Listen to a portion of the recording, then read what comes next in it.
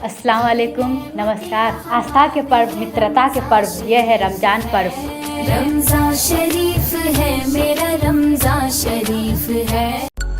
Electra electric प्रस्तुत गर्दछ antibacterial अमोर lifestyle switches.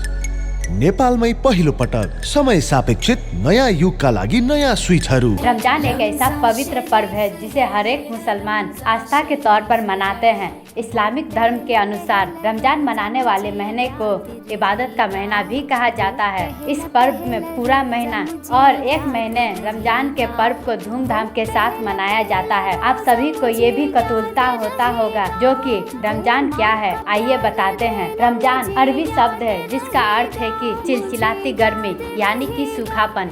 Islamic मान्यताओं के अनुसार यह महीना अल्लाह से इबादत का महीना होता है। इस्लाम में इस महीना से ज्यादा मुबारक यानी कि ज्यादा अच्छा दूसरा कोई महीना नहीं होता है। इस्लाम में 5 फर्ज होते हैं: कलमा, नमाज, ज़कात, हज और रोजा।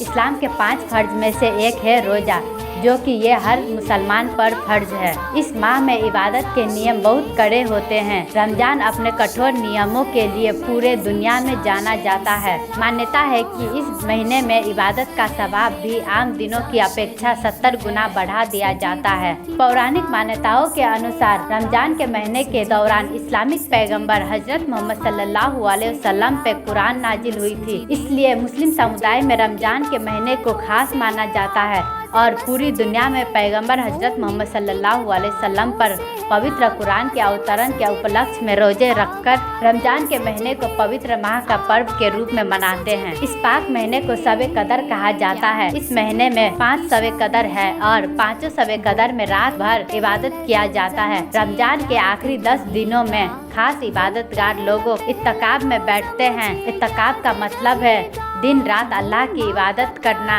और दुनियावी फिक्र से दूर रहना। मान्यता ये है कि इसी दिन अल्लाह ने अपने बंदों को कुरान शरीफ से नवाजा था, इसलिए इस महीने को पवित्र माना जाता है और अल्लाह के लिए रोजा अदा किया जाता है, जिसे मुस्लिम परिवार का छोटे से बड़े सदस्य पूरी शिद्दत से निभाते हैं। रमजान में रोजा किया जाता है जिसे अल्लाह की इबादत कहते हैं।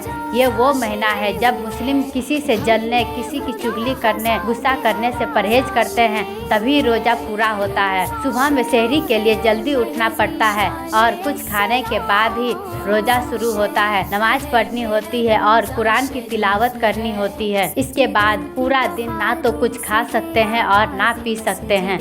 रमजान में खाने पकाने का इंतजाम सवेरे से ही होने लगता है।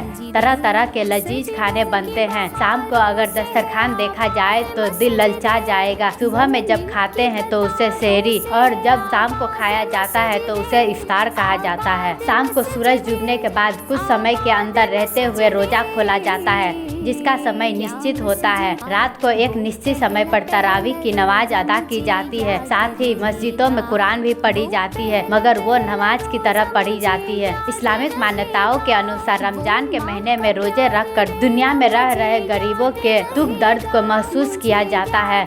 इस तरह से रमजान के रोजे मुस्लिम समुदाय को उनकी धार्मिक श्रद्धा के साथ साथ बुरी आदतों को छोड़ने के साथ ही आत्मसंयम रखना सिखाते हैं। इसके साथ ही ये भी मान्यता है कि गर्मी में रोजेदारों के पाप धूप की अग्नि में जल जाते हैं तथा मन पवित्र हो जाता है और सारे बुरे विचार रोजे के दौरान मन से दूर हो जाता है। मुझे याद रहेगा बचपन से ही पहचान है, रमजान शरीफ है।